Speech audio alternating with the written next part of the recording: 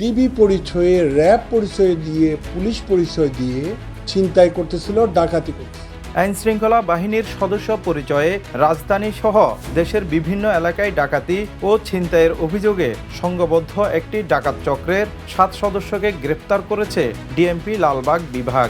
উদ্ধার হয়েছে বিদেশি পিস্তল, গুলি, হ্যান্ডকাপ, র্যাব, ডিবি ও সেনাবাহিনীর জ্যাকেট সহ নানা সরঞ্জাম। ডিএমপির গোয়েন্দা তথ্যের ভিত্তিতে কামরাঙ্গীরচরের বেড়িবাঁধ এলাকায় অভিযান চালিয়ে প্রথমে গ্রেপ্তার করা হয় ৪৫টি মামলার আসামি ও ডাকাত দলের নেতা তৈয়ব আলী সরদারকে। তার দেয়া তথ্যের ভিত্তিতে উত্তরখান ও বিমানবন্দর এলাকায় অভিযান চালিয়ে গ্রেপ্তার করা হয় আরও 6 সদস্যকে।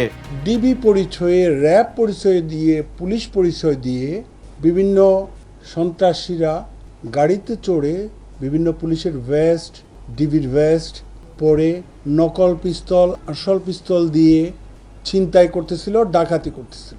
13 তারিখ রাত থেকে 15ই আগস্ট পর্যন্ত টানা 2 রাত 3 দিন আমরা অপারেশন করে ঢাকা শহরে 7 জন দুর্ধর্ষ ছিনতাইকারী ডাকাত আমরা গ্রেপ্তার করেছি। গ্রেপ্তারকৃতদের মধ্যে রয়েছে চাকরিচ্যুত নৌবাহিনীর ফেটি অফিসার ফাবেল সর্দার এবং চাকরিচ্যুত সেনা সদস্য রাব্বি আলম।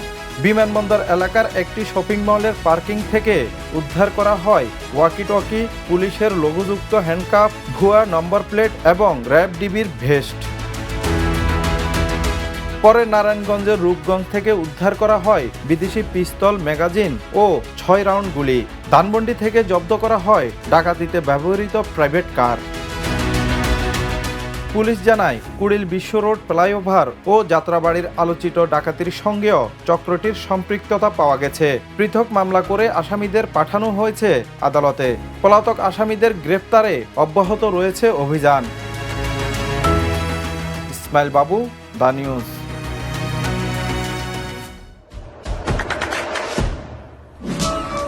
দেশে দেশে সবার সাথে দ্য নিউজ।